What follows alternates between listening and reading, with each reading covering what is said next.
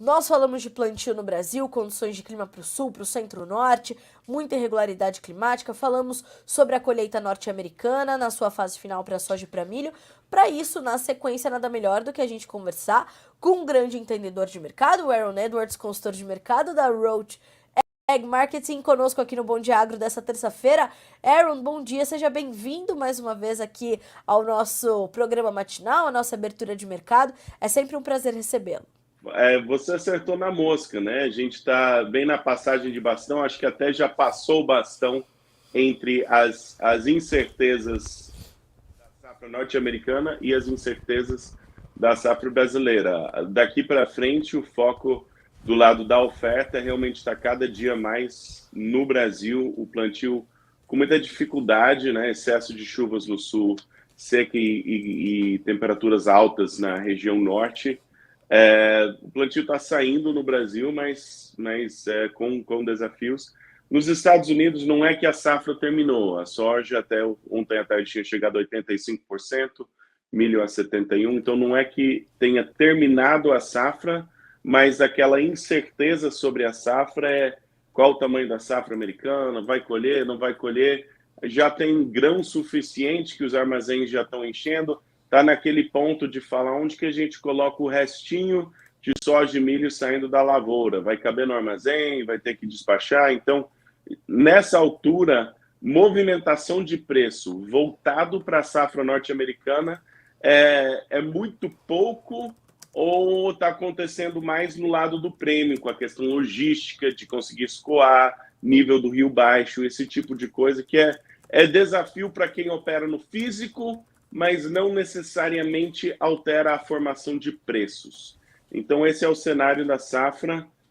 O lado otimista é que toda vez que a gente cai para esses patamares, pelo menos até então, falando de soja, nós temos encontrado sinais fortes de demanda. O farelo agora está em queda, mas deu uma arrancada boa, ainda está em uma tendência de alta consolidada. Então, o farelo mostra força, as exportações deram uma reagida. Então, com muita cautela, eu ainda tenho um certo otimismo sobre o potencial de preço de curto prazo da soja.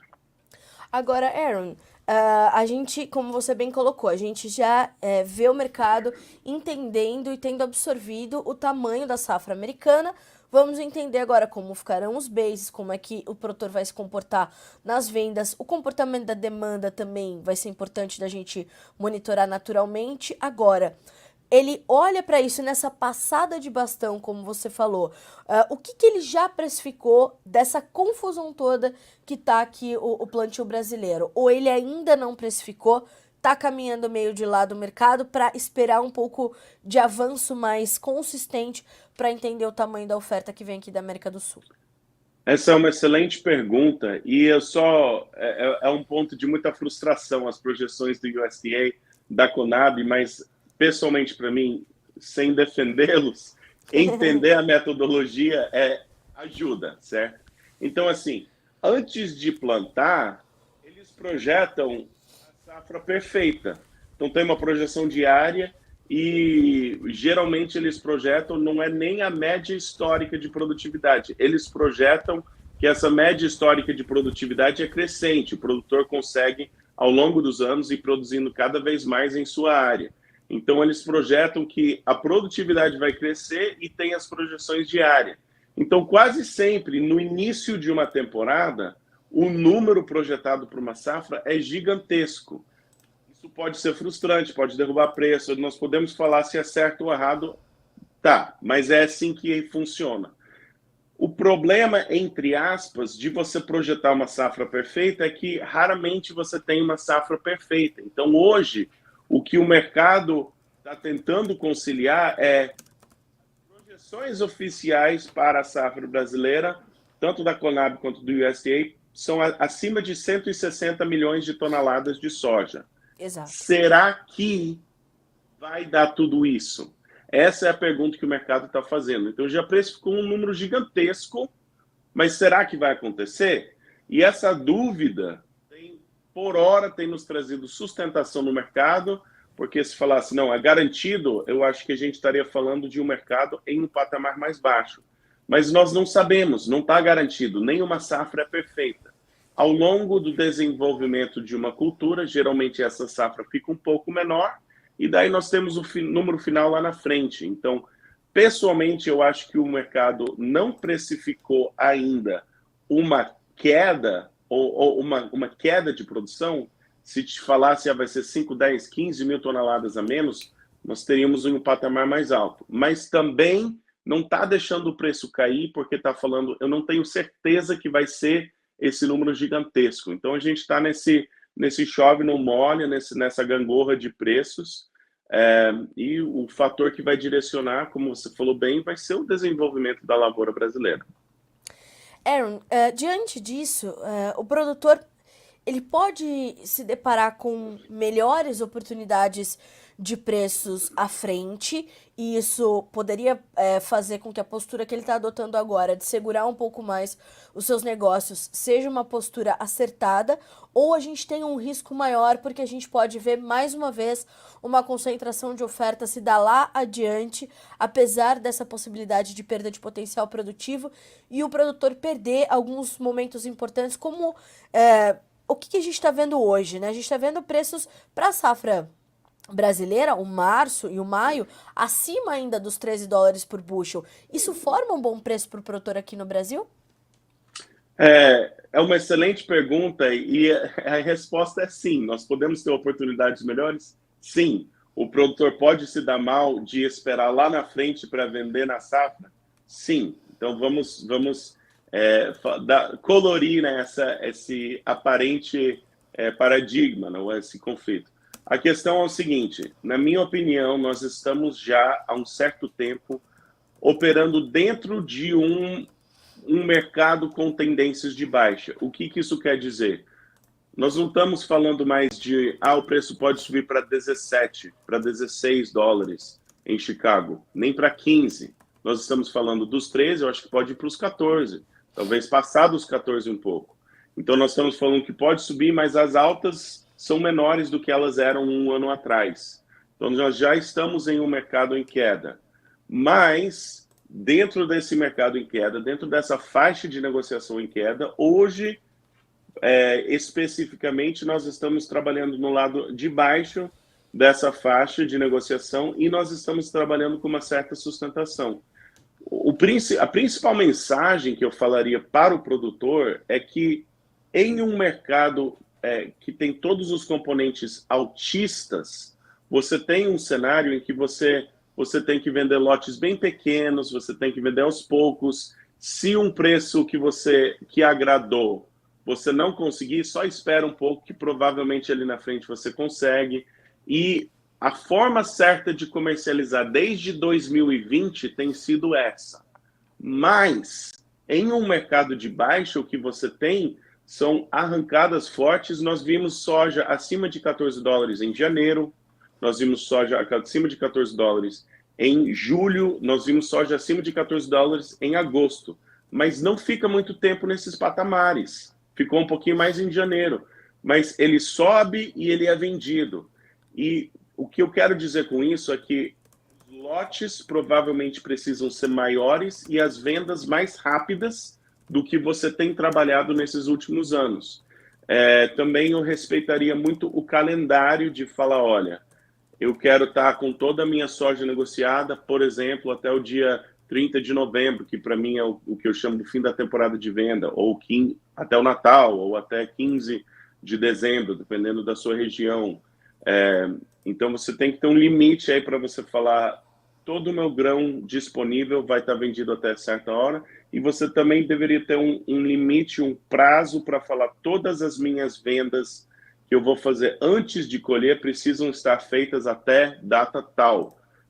Então, objetivo de preço, objetivo de data, e ser disciplinado nisso. É um ano que muito possivelmente você não vai conseguir aqueles objetivos mais... aqueles objetivos maiores de preço, talvez eles não aconteçam e você precisa vender mesmo assim. Aaron, eu te perguntei isso porque como é que a gente está avaliando o comportamento do consumidor para essas vendas que precisam acontecer? Tanto para o produtor americano quanto para o produtor brasileiro, ele precisa ir aos poucos avançando com essa comercialização, como você acabou de descrever. E como é que está a demanda por essa soja, Aaron? A história da demanda, a demanda não está ruim, não está fraca.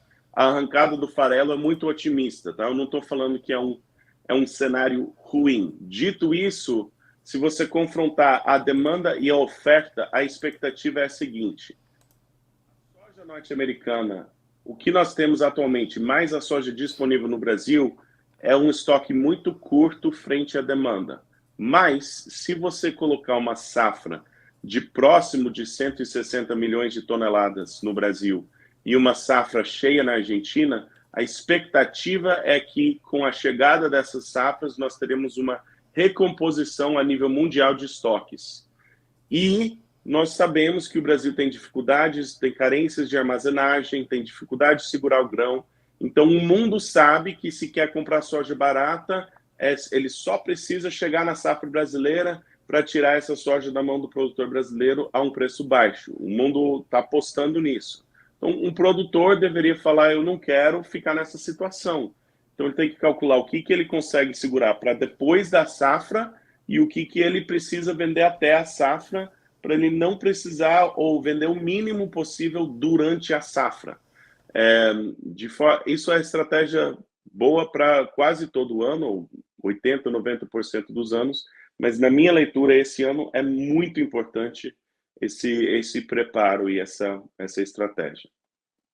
E justamente por isso, por essa importância, por essa necessidade que a gente tem de enxergar esse espectro mais amplo para poder traçar esse plano comercial, vem aí a segunda turma do seu curso para profissionalizar a comercialização para o produtor brasileiro, né? Exatamente. A primeira turma foi um sucesso, além de divertido e agradável, foi muito proveitoso, né? Então, estão pedindo: eu quero me inscrever, mas a gente já tinha fechado a turma, não tem problema, vamos abrir outra, vamos estar abrindo em novembro. Se você tem interesse, eu acho que tem um grupo de WhatsApp, uma pré-inscrição. Tem. Pode entrar. Imagino que tem um link, eu não sei quando será disponibilizado, mas se você tem interesse, não sabe se pode a data, quer saber o preço, essas coisas, só faz a pré-inscrição. Só fala: eu gostaria de saber mais a respeito disso. Entra no grupo de WhatsApp, por lá vamos estar compartilhando informações e todos os detalhes seguirão. É uma coisa boa, né, Aaron? Porque se teve gente pedindo mais, a gente quer entender que o produtor brasileiro está de fato buscando soluções para otimizar a sua comercialização e entender que não dá muito para jogar contra o mercado ou questionar os números do uso, os números da Conab. A gente tem que fazer, eu aprendi isso contigo, a gente tem que fazer o mercado trabalhar a nosso favor, né, Aaron? Exatamente, exatamente. Eu adoro, no final de semana, discutir como o mundo deveria ser, mas de segunda a sexta, a gente precisa viver no mundo como ele é. Até porque, ó, Aaron, enquanto a gente tá aqui conversando, e você que tá aqui nos acompanhando no Bom Dia Agro, tem o chat aqui, o link para você entrar no grupo de WhatsApp e não vai receber só as orientações para se inscrever no curso do Aaron, como tem também alguns comentários de mercado que ele faz ali exclusivamente para quem tá nesse grupo. E aí a gente vai se encontrar por lá também. Mas, Aaron, veja só, a gente tem aqui, ó, chuvas em Juína, olha só, o João Paulo Luiz Gonzaga. Bom dia, Carla. As chuvas começaram firme e com bastante trovão em Juína, Mato Grosso. Bom dia de Primavera do Leste. O pessoal também de Sorriso nos falando que as chuvas chegaram no Mato Grosso, mas ainda não de forma generalizada. Ou seja, o mercado também está capturando essas informações e tentando entender como responder a elas, e isso impacta direto na formação do preço para esse produtor de Juína, de Sorriso. A gente tem aqui Panambi no Rio Grande do Sul, Carapó no Mato Grosso do Sul. Tudo isso a gente precisa colocar na conta, né, Aaron? Exatamente. E assim, eu já produzi, já plantei com muita umidade, no pó, com meia umidade. Eu entendo que quando você está pegado na lavoura é muito difícil, o emocional pega, você está trabalhando de sol a sol, não sabe se vai dar certo, arriscou o capital. Mas, dito isso, assim, uma leitura ampla do país Geralmente, anos de El Niño, eles têm mais chuva no sul e menos chuva na região norte, mas essa escassez de chuva ou escassez relativa de chuva na região norte costuma não tirar tanta produtividade a nível nacional quanto a escassez de chuva na região sul que nós vimos em anos de Laninha. Então, a grosso modo, geralmente El Niño é melhor para a safra em termos de produtividades médias a nível nacional. E o que eu estou falando que pode ser interessante é que, até não garantir essa safra, essas dificuldades no plantio podem manter incertezas suficientes no mercado para nós termos oportunidades de preço, mas muito provavelmente essas oportunidades de preço vão chegar em um momento em que, pelo menos alguma região do Brasil, esteja passando por um momento muito complicado.